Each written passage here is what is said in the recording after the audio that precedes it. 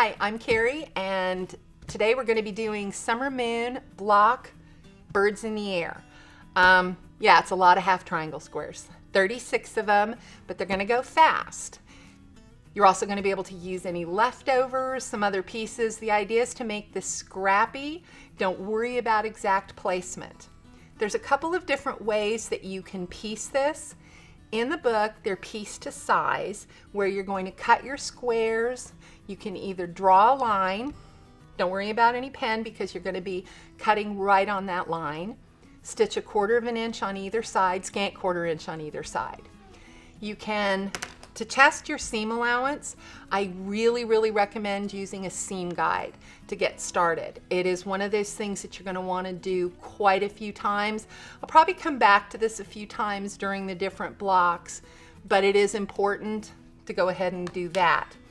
I also, instead of marking lines, you can use something like this.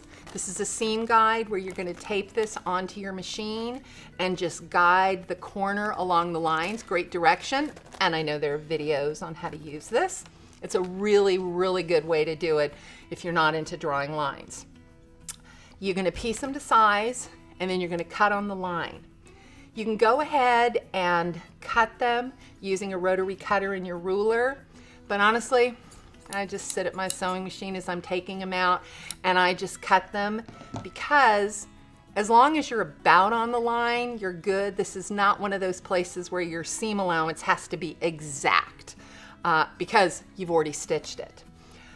Go ahead and stitch them, and then you're going to press everything. For this block, you're going to press everything to the dark side. I know some people, when you have a lot of seam junctions, a lot of people like to press both the center seam of the half triangle square open and all of the seams in the block. If you press the half triangle square, that diagonal seam, be careful, because that's where it's easy to distort, and also not having that little roll of fabric, sometimes it can affect the size of your finished piece. So just kind of keep an eye on that. You are going to have a lot of bulk on the back. The seams are pressed in one direction and then opposing directions. For things like this, I usually do press in one direction. For these seams, these actually laid pretty well. I'd be fine with them. Might be 1 or 2 places where I might press it open, but for the most part, this block is going to go together a whole lot easier than you think, even when you're making it in the 4.5 inch size.